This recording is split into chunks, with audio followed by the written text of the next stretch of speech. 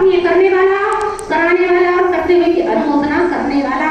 इसलिए काय क्षमा प्रतिपाल, कृषि की तो रक्षा करो पर बिना प्रयोजन के स्थावर जीव जो पृथ्वी का ही है, जल का ही है, ज्यादा पानी मत बहाओ बिना प्रयोजन के, ज्यादा झाड़ू मत लगाओ, बैठ करके जमीन को मत खोदो बिना प्रयोजन के, अगर कोई काम नहीं है तो ज्यादा अग्नि का उपयोग मत करो, ज्यादा वायु का उपयोग मत करो। और वनस्पति को भी आते जाते पत्तों को तोड़ देना, कुछ नहीं तो खड़े ही मरोड़ते रहते। अपन को पता नहीं पर अज्ञानता पूर्वक हम कितने पाप कर्म कर देते। और कृष्णाय तो इंद्रिय से 5 इंद्रिय तक सारे जीव कृष्ण कहलाते। तो काय क्षमा प्रतिपाल, ये 6 हो गए, और 5 इंद्रिय और मन को वश में करो। ये 12 प्रकार की अभिरति अगर इनको हम छेड़ते हैं, अगर इनकी हम अपने अंदर कंट्रोल में नहीं करते तो 12 प्रकार की अभिरति यानी व्रत रहित अवस्था होती है। जब इस प्रकार से अभिरति को जीव त्याग करता है तब व्रति संज्ञा को प्राप्त होता है। पंच इंद्रिय मन वश करो। इंद्रियां कितनी होती है? 5, लेकिन 5 को घुमाने वाला मन है। अब चुपचाप बैठो, जिस दिन उपवास करोगे ना भूख लगेगी ना प्यास, लेकिन पता कि अब 5 दिन तो भूखे रह लिए, उपवास कर लिए, और 6ठे दिन उठ करके 6 बजे लग गए खाने पीने में, पारणा करने में। अरे तुमने 5 दिन निकाल लिए तो 9:30 बजे तक का समय और भी निकाल सकते थे कि मुनिराज के आहार के लिए उठ जाए, मुनि को भोजन दें, फिर निज करहि आहारे, उनको आहार कराऊंगा। 5 दिन तो उपवास किया है, मैं मुनि की पारणा कराऊंगा, उनको जाकर के आहार दूंगा, उसके बाद अन्नपान ग्रहण करूंगा। 5 दिन निकाल लिए तो 2 घंटे और ज्यादा नहीं निकाल सकते क्या? निकाल सकते, पर अज्ञानता इतनी है कि 5 दिन को उपवास तो किए, पर सुबह 6वें दिन उठूंगा, ये खाऊंगा वो खाऊंगा। 5 दिन में क्या किया? बस खाने की तैयारी करी है कि क्या खाना, कब खाना, कैसे खाना और कितने समय खाना। तो आचर्य बात को यहाँ पे बता रहे हैं, संयम रतन संभाल। ऐसा करोगे तो संयम एक रत्न है। क्या भूतबली सागर जी, आचार्य विद्यासागर जी जब तक घर में थे तब तक उन्हें पहचानता नहीं था कोई, लेकिन जैसे ही उन्हें स्वीकार किया संयम जगत पूज्य बन गए। क्यों? क्योंकि हमारे यहाँ पे ज्ञान की आराधना कम, संयम की आराधना ज्यादा होती है। क्या होती? ज्ञान की आराधना कम, ज्ञान कम होगा तो चलेगा। एक शब्द मात्र के ज्ञान से शिवभूति मुनिराज निर्वाण को प्राप्त हो गए। तो समास भिन्न, छिलका अलग है, दाल अलग है। एक शब्द मात्र के ज्ञान से शिवभूति मुनिराज निर्वाण को प्राप्त हो गए, लेकिन 9 पूर्व का और 10 तुम्हारे अंक का ज्ञान करने के बाद में भी 9 गृह तक चला जाता है, जो नरक चला जाता है। विचार करो, इतना ज्ञान होने के बाद में भी जीव दुर्गति का पात्र हो जाता। पर एक शब्द का ज्ञान हो और सही ज्ञान हो तो जीव निर्वाण की तैयारी कर लिया करता। इसलिए आचार्य कहते संयम रतन संभाल। ज्ञान नहीं समझे तो चिंता की बात नहीं होता ज्ञान, कोई बात नहीं, पर इतना ज्ञान हो जाए कि शरीर अलग है और आत्मा अलग है, बस इतना ज्ञान बहुत है कल्याण करने के लिए। लेकिन संयम रतन संभाल, संयम में कहीं अतिचार अनाचार न लग जाए। कोई हमने व्रत लिया है, संयम लिया है, तो हम उसका निरचार या तो नहीं होता तो शक्ति बिना श्रद्धा धरे, लेकिन अगर होता है तो अतिचार रहित उसका पालन करें। पंचेंद्रिय मन वश करो, और मन तुम्हारा सारा छलांग लगाने वाला ही बंदर है। बंदर देखा आप लोगों ने? सबके घर एक बंदर है, सब कार्टून बने घूमते हैं। क्या? सबके घर एक बंदर है। बंदर करते क्या? चंचल मन। अगर बंदर है, बंदर को किसी वृक्ष पर, फलदार वृक्ष पर छोड़ दो तो बंदर फुदकना उछलना छोड़ देता है, लेकिन अगर खाली पेट में छोड़ दो तो इस पेड़ से उसको तोड़ेगा, इसको तोड़ेगा, उसको तोड़ेगा। इसी प्रकार हमारा आपका मन है, इसे लगातार धर्म ध्यान में लगाए रखो। अगर ये काम में लगा रहेगा तो उथल पुथल नहीं मचेगी, उल्टे सीधे काम नहीं करेगा। पर इसके लिए कुछ काम नहीं है, अपना काम मनता भाड़ में रह जनता।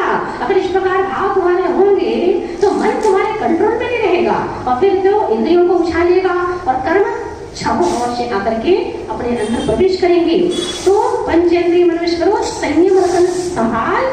विषय रूपी चोर चारों ओर से, बाजार में चले जाओ, साड़ी मार्केट में देखो कितने लुभावने वस्त्र हैं, प्रतिपल अपनी ओर आकर्षित करते हैं। गिफ्ट आइटम की दुकान पे चले जाओ, अपनी ओर आकर्षित करते हैं। रास्ते में दुनिया भर की चीजें अपनी तरफ खींचने के लिए विषय रूपी चोर है जो तुम्हें अपनी ओर बहुत फिर रहे हैं। और आज वर्तमान की परिस्थिति तो क्या है? सिर्फ फैशन और सिर्फ फैशन। क्या आदमी व्यसन में मरा जा रहा और अपने फैशन में मरी जा रही, दोनों ही मरे जा रहे अपनी अपनी जगह पे। तो विचार करो कि ये विषय रूपी चोर है जो प्रतिपल अपनी ओर तुम्हें बुलाते हैं, आकर्षित करते कि मेरी ओर आओ, मुझे ग्रहण करो। लेकिन अगर आवश्यकता नहीं तो मैं क्यों ग्रहण करूं इन चीजों को, मेरा क्या काम इनसे। इस प्रकार से अपने को विषय चोरों से बचना है। ये तो चाहते हैं कि तुम दुर्गति चलो, लेकिन तुम्हें अगर नहीं जाना तो अपने ऊपर तुम्हें दया करनी होगी। उत्तम संयम कहो मन मेरे, उत्तम संयम ग्रहण करो मन मेरे। भाव भाव के भाजे, भाव भाव के पापों को नष्ट करना हो बिना संयम के भाव कर्म नष्ट नहीं होते। भाव भाव के भाजे अग तेरे, स्वर्ग में नहीं, नरक में नहीं, पशुगति में नहीं, न स्वर्गों में है, न नरकों में है, न पशुगति में है। इसलिए स्वर्ग नरक पशुगति में नहीं। आलस हरण इविजानी आलस हानि साहस ध्यानी यह शिख आदरो। जब लो न रोग जरा कहे तब लो झटक निज हित करो। गौरव जी कह रहे क्या बोल रहे हैं कि जब तक तुम्हें इस शरीर को रोगों ने नहीं घेरा है, जब तक तुम्हें बुढ़ापे ने नहीं घेरा, तब तक आलस को नष्ट करके साहस को धारण करके क्या करो, जल्दी से जल्दी संयम को स्वीकार कर लो। क्योंकि इसके बिना जीव का उद्धार न भूतो न भविष्यति। क्या बोल रहे, आलस हरण करण सुख ढाही, सुख के स्थान को प्राप्त कराने वाला अगर कोई धर्म है तो संयम है। ठाही पृथ्वी जल आद्य मारुत रूख त्रश करुणा धरो। सब रसन रचना ध्यान नैना कान मन सब वश करो। जिस बिना नहीं जिनराज सींचे, जिसके बिना जिनेंद्र भगवान का भी कल्याण नहीं हुआ। तीर्थंकर का भी कल्याण हुआ, दूर लो जग कीज में तीर्थंकर का भी कल्याण नहीं हुआ। जिनके पंच कल्याण बनाने के लिए स्वर्ग से देवता पृथ्वी पर आते थे, उनका भी कल्याण बिना संयम के नहीं हुआ। तो क्या संसार में रह करके जग रूपी कीचड़ में घुस करके क्या तेरा कल्याण होगा? क्या नहीं होगा। इसलिए क्या करो, जिस मार्ग से प्रभु गए उसी मार्ग पर अगर विभू जाएगा तो कल्याण होगा। जिस बिना नहीं जिन राज सींचे तू रुलियो जग कीच में एक घड़ी मत भूलो। यही एक पल मात्र भी मत भूलो, संयम के बिना जीवन मत जियो।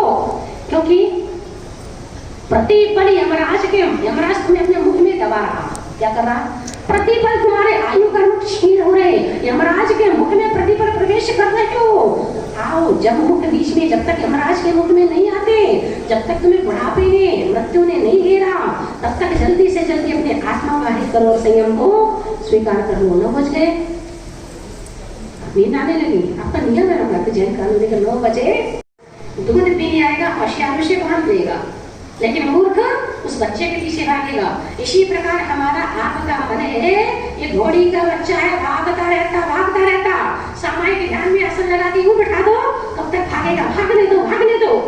12वें गुणस्थान तो भागता है, देखो लौट करके फिर अपनी माँ के पास, अपनी आत्मा के पास यहाँ वापस लौट आएगा। इस इंद्रियों को वश में करने के लिए बहुत अच्छा ध्यान है कि ध्यान करो अथवा स्वाध्याय अध्ययन करो, ये 2 चीजें। तो आज की कहानी सुन लो, क्योंकि प्रतिपल आप लोगों के द्वारा धर्म का अनादर होता रहता। आपको पता नहीं है, पता होकर के भी क्या होता, अज्ञानतावश जब देखा देखी कर्म बांधते। एक व्यक्ति एक शेठ निवास करता था। अब जो शेठ निवास करता था पशुपति नाम का था, अब वहाँ निवास तो कर रहा है, करते करते उनकी पत्नी थी श्रीमती नाम की पत्नी। अब पत्नी वहाँ पे रह रही है, देख रहे हैं, करते करते एक दिन वहाँ दर्पण के सामने बैठ करके अपने श्रृंगार को कर रही थी। अचानक एक मुनिराज का आगमन उसी नगर की ओर होता है। राजा बहुत ही पुण्यशाली जीव था। मुनिराजों को देखते साथ ही पड़गाहन करने की हमेशा तैयारी में रहता था। क्या करता था, आप लोग जैसा नहीं था, लेकिन के चौके लगे और आकर के मंदिर में लगाए, घर गंदा होता ना। पर ध्यान रखना, अगर साधु के 4 लोग हैं आत्मानुशासन नाम के ग्रंथ में, कि जिस घर में साधु के चरण नहीं लगते उस घर में रहने वाले सारे राक्षस भूत पिशाच हैं। क्योंकि तुम्हारे संपत्ति जो तुम छोड़ के जाओगे वो उसका भक्षण करेंगे, और अगर नहीं दोगे तो तुमको नोच के खा करके जीते जी साइन करवा करके तुम्हें छोड़ देंगे। बात उन्होंने लिखी। तो इस प्रकार आचार्य करें कि मुनिराज का अचानक आगमन हुआ।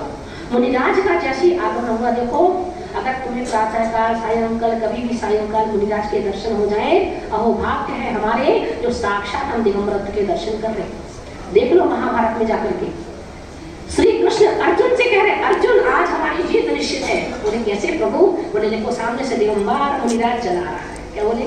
सामने से मुनिराज चले आ रहे, सारे सकुन सारे शुभ सकुन एक साथ मिल गए, सारे लोग एक साथ मिल गए। इस प्रकार से वे मुनिराज का अचानक आगमन होता है, क्योंकि साधु एक अतिथि होता है, बिना बताए आता, बिना बताए किसी कमंडल उठाया और चलते बने। कुछ ऐसा है तो नहीं गाड़ी मोटर चक्की चूल्हा कि क्या करें, न पीछे चेले चपाटे हैं, न पत्नी है, न पुत्र है, बेचारे सबसे गरीब होते, सब छोड़ के चलते थे, ना आगे सोचना ना पीछे सोचना, है ना, उठाया चलते बने। अब तो कहीं जाना आप लोगों को तो पूछना पड़ेगा, टिकट 2 महीने पहले करवानी पड़ेगी, हमको क्या टिकट, टिकट अपने पास में होती है, अपन टिकट के वश में नहीं होते। देखो तो इस प्रकार से क्या हुआ, जैसे मुनिराज चले आ रहे थे और वो सेठानी श्रृंगार कर रही थी कि अचानक उसकी नजर मुनिराज पर पड़ जाती है। दर्पण में मुनिराज की छवि झलक जाती है। जैसे ही छवि झलकती है तो देख करके अपना मुंह बनाती, क्योंकि मुनिराज रत्नत्रय से सजे हुए थे। ये ऊपरी जो कन्नीपा पोती करते हैं ना, नाक चपटी है तो नथ पहना दो, नाक ढक जाएगी, ओठ मोटे हैं तो लिपस्टिक लगा दो, ओठ ढक जाएंगे। तब चेहरा काला है तो जाकर के पाउडर पोत दो, क्रीम पोत दो, ये सब जितने कर रहे। आज इंद्रिय संयम का ध्यान है, इंद्रिय संयम अर्थात आज अपन दोनों प्रकार से हिंसा कर रहे हैं। प्रातः काल अच्छे लक्ष्य विक्ष से नहाते हो, फेयर एंड लवली सुअर का मांस लिया, लगा मंदिर में घुसाए। क्या किया?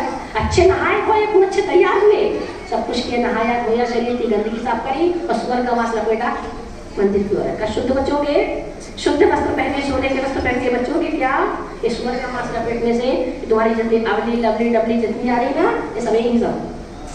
तो आचार्य इस प्रकार यहाँ पे कह रहे हैं कि पंचेंद्रिय को वश में करने का एक ही है इंद्रिय संयम। इंद्रियों को इतना मत छलांग लगाने दो। तो इस प्रकार से जैसे उसने दर्पण में देखा, मुनिराज की मुद्रा को देखा, उसको अंदर ग्लानि पैदा होगी। पर सेठ का नियम था कि गांव में मुनिराज कभी भी आए चौका लगेगा करते।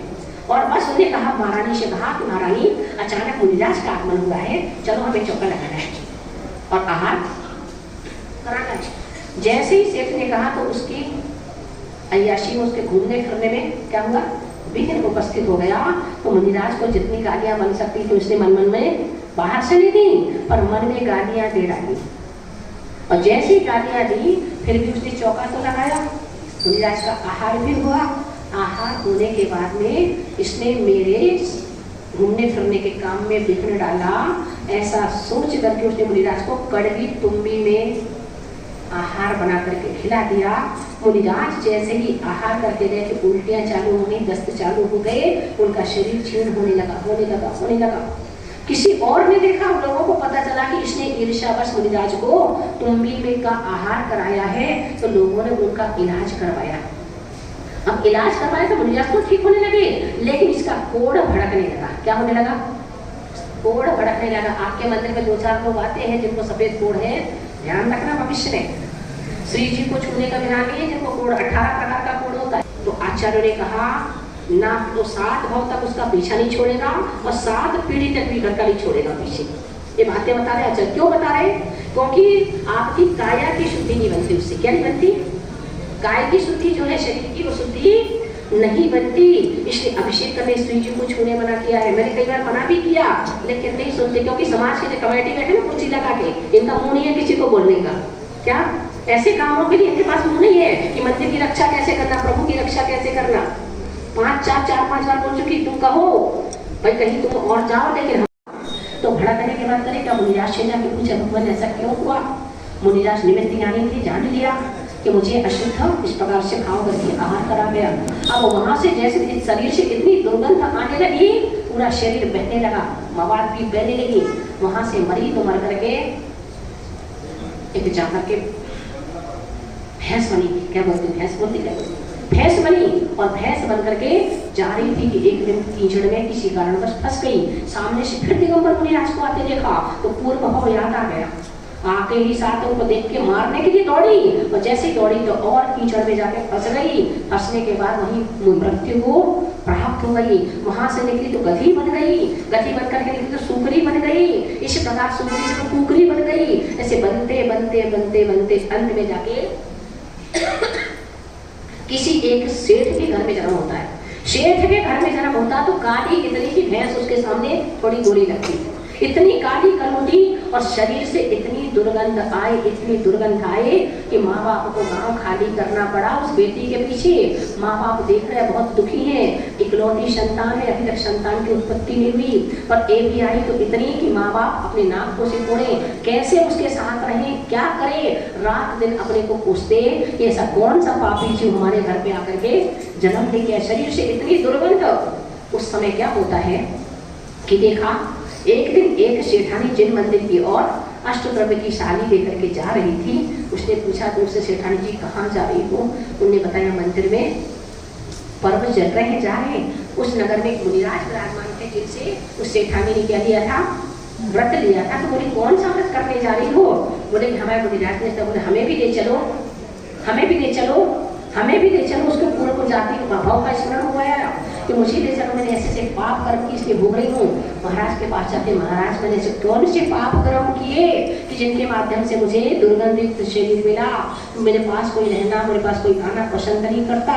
तब मुनिराज ने कहा कि पिछले भावों को याद करो, आज जो सुख और दुख हमें मिल रहे हैं अपने अपने कर्मों को याद कर लो, तो किसी पर दोषारोपण हम नहीं कर सकेंगे, क्योंकि अपने अपने कर्म का फल सब हो गए संसार एक चटपटी सींच रहा और एक ले रहा बयान।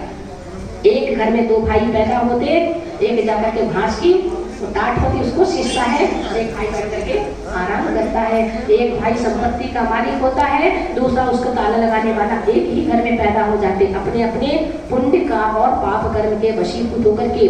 उसके बाद मुनिराज के पास जब वो गई तो मुनिराज ने आज का व्रत, कौन सा व्रत है आज? कौन सा? सुगंधा, सुगंध दशमी। और दुर्गंधा ने आज सुगंधी प्राप्त करी थी। कैसे प्राप्त करी थी? संयम को स्वीकार करके। क्या किया था? जिसके जीवन में संयम नहीं है उसका जीवन कागज के पुष्प की तरह है, फूल सा दिखेगा तो, लेकिन सुगंध फूलों की तरह नहीं आएगी। जीवन श्रृंगार, जीवन का श्रृंगार ही संयम है। संयम के बिना जीवन नहीं होता। ऐसी गंदगी तो पशु प्राणी भी जी लेते। पेट और पेटी भरने के लिए तो चींटी भी पुरुषार्थ करती है। चींटी एक पक्षी भी अपने बच्चों का पेट भर के बच्चा पैदा करना, रोटी कमा के खाना और अपना घर बसा लेना, ये चिड़िया भी कर देती है। अगर यही काम हमारे, हम भी काम वासनाओं के वशीभूत हैं, अपने दो बच्चे पैदा कर रहे हैं और बच्चों का पेट भर रहे हैं और अपने एक मकान बना लिया, तो हम में पक्षी में फर्क क्या रहा? वो भी वही संसार कर रहे हैं, हम भी कर रहे, पर उससे थोड़ी ऊपर उठो, आगे बढ़ो। संयम तुम्हें पुकार रहा है, संयम तुम्हारा इंतजार कर रहा है। एक बार स्वीकार कर लो। क्या करो? संयम को सिर्फ एक बार स्वीकार कर लो, छोटा सा कर लो और अतिचार रहित पालन करो। बस क्या करना है? अगर रात्रि भोजन का नियम भी ले लिया तो उस शियार की तरह, क्या जिसने मुनिराज के समीप जाके रात्रि भोजन का त्याग किया था, दिन के 2 बजे गर्मी के दिनों में कुआं के अंदर जाता, वहां अंधेरा नजर आता तो उसे ज्ञान नहीं था कि अभी दिन है या रात, लेकिन अंधेरा देख के छोड़ता गया। पानी भी नहीं पिया माई के लाल ने, और जाकर के यतीन्द्र बना, प्रतीन्द्र बना, बन करके अपने जीवन का पशु कल्याण कर गया। हम तो इंसान हैं, हम परमात्मा के रूप में हैं। और जितना जैन कुल में, जैन संस्थानों में तुम्हें बताया गया, इतना और कहीं अपने को सुनने देखने नहीं मिलता। इतने सारे ग्रंथ हैं, किसी धर्म में इतने ग्रंथ अपने हर मंदिरों में देखो ग्रंथों भरे हैं, लेकिन कहीं नहीं मिलेंगे। आपके शास्त्र की आराधना करो, वेद की आराधना करो, गुरु अगर मिले, पुण्य कर्म है तुम्हारा कि तुम्हारे नैमी नगर में हमेशा साधु आने को आतुर रहते हैं, बुलाना नहीं पड़ता, पुण्य है ना। और वो जो तपस्या करते हैं यहाँ संतनिवास में बैठ करके, संतनिवास तुम्हारा पहले ही बना है, सारा उनका मुख रहता कहाँ कॉलोनी की ओर, सारी तपस्या का फल कॉलोनी की ओर अपनी नजरें फेंकते रहते, जिससे तो फले फूले को भगवान करे आपकी संपत्ति वैभव परिवार सब बढ़े। लेकिन संयम को मत बिसरो, संयम को जीवन में स्वीकार करो। आपका टाइम बहुत हो गया, टाइम को क्षमा, सबसे क्षमा। ओम नमः ओम नमः। सुधर जाना, तुम्हारा कल्याण धर्म की उत्तम समाधि 10 वार्षिक पर्वाधिराज पर्व राज्य की परम पूज्य गुरुदेव मुनि शेषवाड़ भूतबली सागरची मुनि राज्य की द्वादशांग सरस्वती जिनवाणी माता की दर्शन शुद्धादि षोडश कारण भावनाओं की सुगंध दशमी महापर्वाधिराज पर्व राज्य की। चलो माझे